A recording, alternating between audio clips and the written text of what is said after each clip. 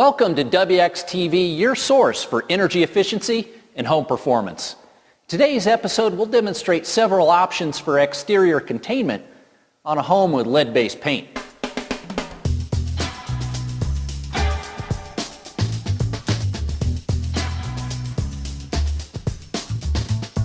In complying with EPA's renovation, repair, and painting rule and the Department of Energy's LSW rule, we need to contain the dust that we create on the job site. We're inside the wxtv studios, but we'll assume that we're outside a pre-78 home that has tested positive for lead.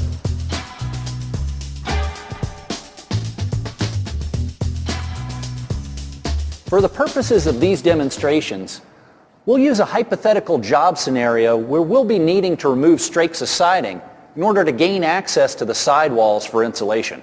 Under the RRP rule, if we're disturbing or removing 20 square feet of material or more, we're required to put up some form of containment. Now, under the Department of Energy's LSW rule, we're always required to put up containment regardless of that size. For our first containment, we'll show you the bare minimum under both rules, which is laying out 10 feet of plastic in all directions. We can get by with the bare minimum in this case based on the parameters of the job. And those parameters include the presence of inclement weather, including rain, snow, sleet, or especially wind, the proximity of the job to another property line. If we can't get 10 feet out with our plastic, then we need to do something else. The type of job that we're doing, in this case we're removing siding, and that'll include the types of tools that we're going to use to accomplish that task. And finally, the duration of the job. How long will this setup be in place? So let's lay out some plastic.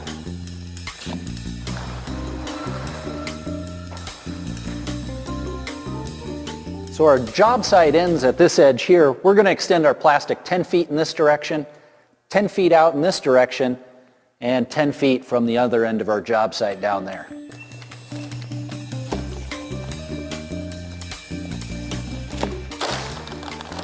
I'm going to pull this plastic out, and I'm just going to staple it below this transition strip here. You'll notice that it's sealed with the siding up above it, so we don't have to worry about dust and debris getting down behind there. And that way we can hide the staples underneath.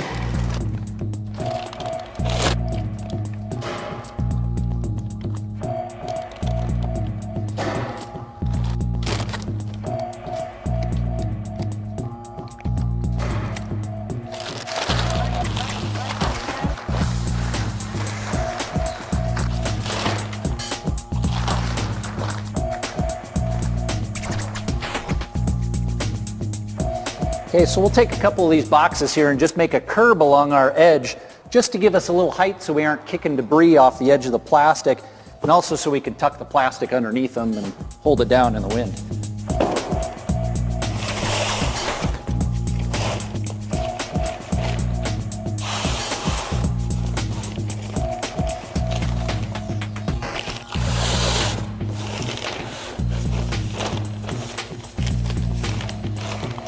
So there you have it. We've got 10 feet of plastic out in all directions. We've got a curb along our edge to keep some of that debris from moving off our plastic. And if we were really dealing with lead-based paint, we'd be in compliance for removing those strakes of siding all the way down.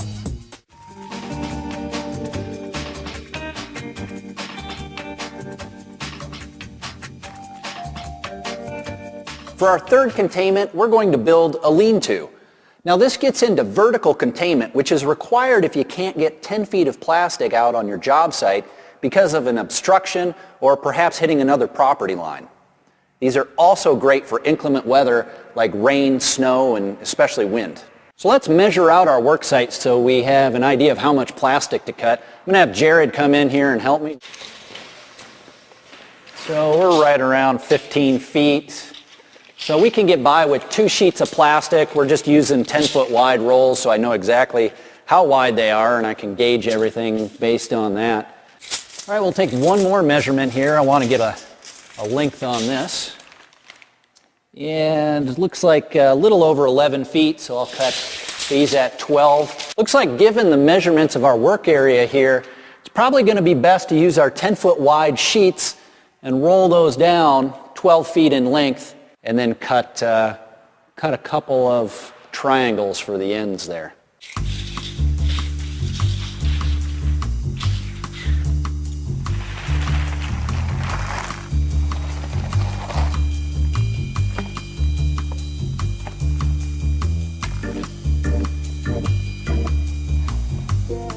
Now let's cut a 10-foot square so we can have our corner pieces.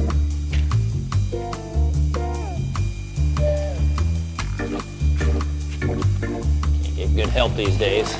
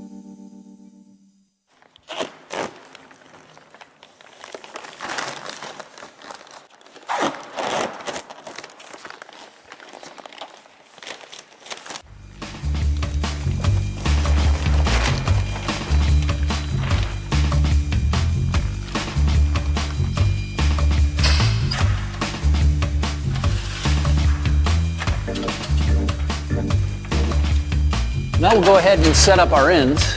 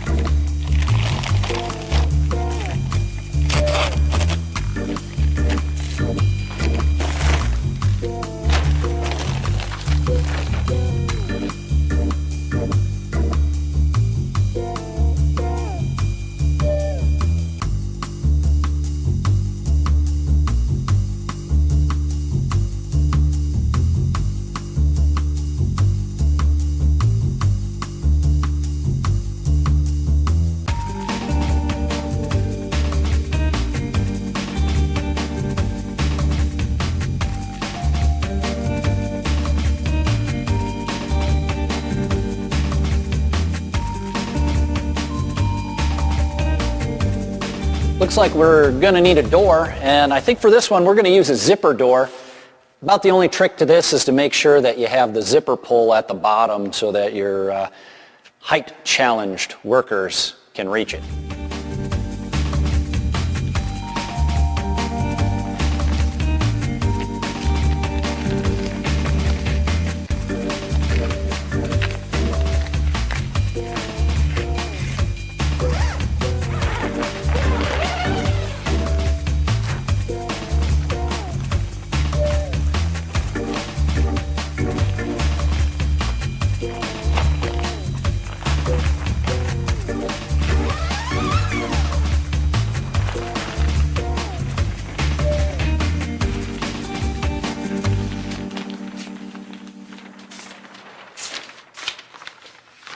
Well, so there you have it. We got a pretty good lean-to. Let's step out and talk about a few of the features. So really the only thing to mention here is the direction of the wind. Since we overlapped our plastic vertically, we wanted to make sure that the wind came across it. It wouldn't fill it up like a sail. So our prevailing wind is from that direction, so our top sheet comes over from there. And then of course, we made sure that we put our zipper door, or whatever doorway you're making, on the leeward side of your containment.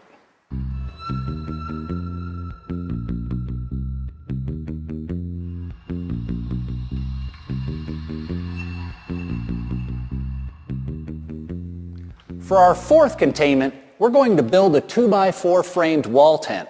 Now you can already see it makes great use out of materials you have laying around on your job site. And for this vertical, we've used a zip rod, though you could certainly use a 2x4 here as well. This is another example of a vertical containment. Being square, it's easier to build than the lean-to, and it's even stronger in high winds.